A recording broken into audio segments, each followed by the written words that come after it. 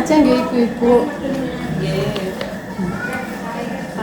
Selamat pagi semuanya. Assalamualaikum warahmatullahi wabarakatuh. Waalaikumsalam warahmatullahi wabarakatuh. Ibu senang sekali pada kesempatan hari ini di Dusun Kalisat nggih.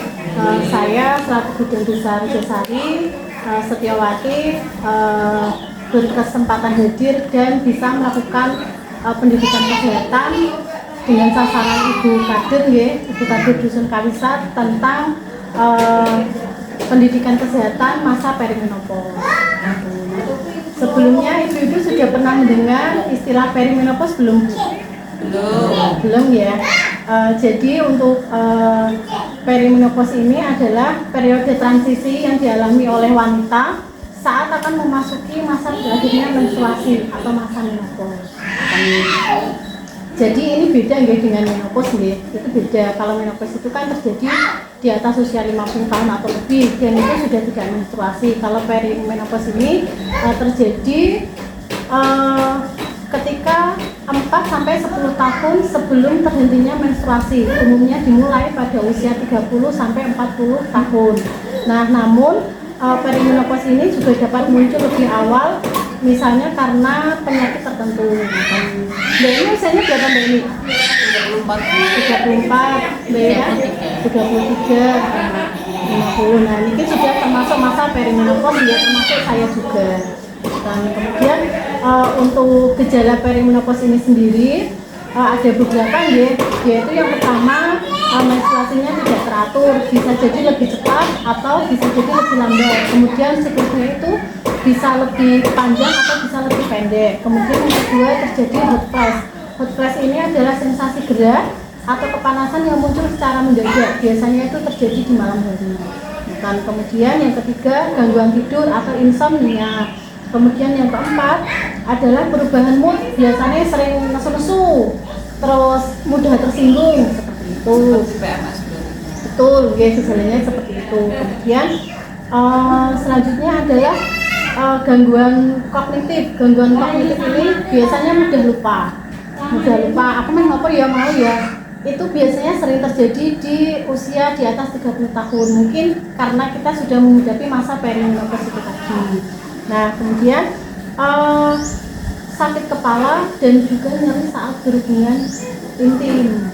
Kemudian penurunan gairah seksual itu juga bisa terjadi dan pengeroposan tulang yang bisa mengakibatkan osteoporosis. Kemudian perubahan kadar kolesterol yaitu kolesterol jahat atau LDL menjadi naik, kemudian kolesterol baik atau HDL menjadi menurun.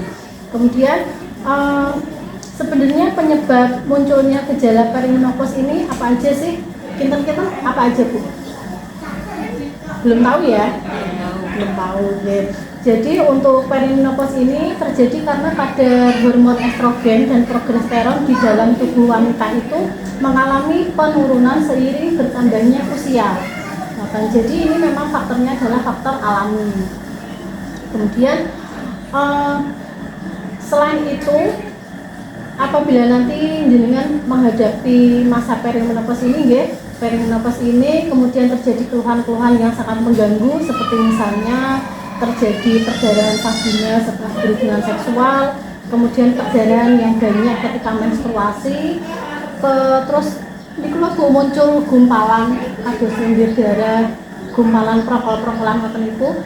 Ketika keluhan itu sudah mengganggu kenyamanan jenengan nanti bisa dikontrolkan atau bisa periksa ke medis ngoten. Jadi kalau keluhan-keluhan seperti itu sudah sangat mengganggu, lebih baik diperiksakan saja. Nggih. Nah, selanjutnya adalah sebenarnya perimenopause ini menurut ibu-ibu di sini tuh faktor alami atau enggak Bu?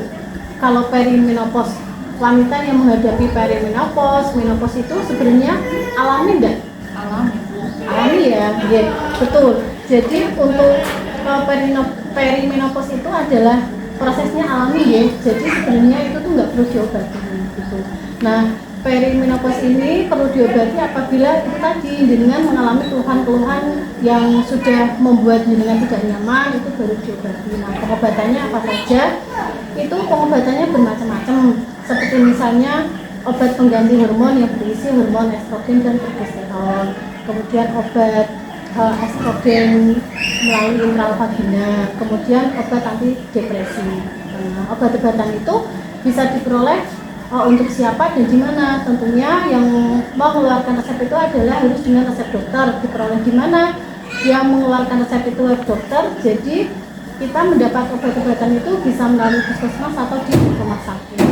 Nah, sampai di sini ada yang mau ditanyakan? Yang mengalami perimenopause itu harus bisa kemana? Yang gangguan berat tadi ya. Iya. Nah, untuk gangguan berat tadi jenengan nanti bisa periksa di puskesmas terdekat.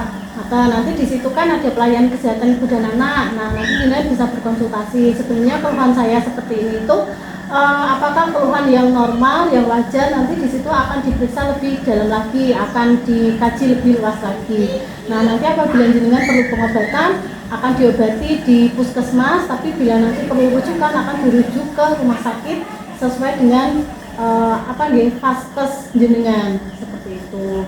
Nah, ini kan ketiga Ibu Kadir ini kan sudah menghadapi perimenopause karena perimenopause itu adalah proses yang alami dan tidak perlu pengobatan. Jadi siap tidak siap, suka tidak suka, maka wanita itu harus menghadapi perimenopause ini tadi gitu. Pokoknya misalnya jenengan nanti sudah ada keluhan yang tidak nyaman, silakan bisa dikontrolkan ke puskesmas atau tenaga medis terdekat. Gitu nggih Bu? Sampai di sini sudah jelas? Sudah paham nggih? Nanti apabila ada keluhan lain monggo bisa berkonsultasi dengan saya atau bisa datang langsung ke puskesmas untuk berkonsultasi dengan dokter. Gitu. Kurang lebih seperti itu pendidikan kesehatan tentang perimenopause yang dapat saya sampaikan, semoga bermanfaat. Saya akhiri nggih Bu. Wassalamualaikum warahmatullahi wabarakatuh. Waalaikumsalam warahmatullahi wabarakatuh.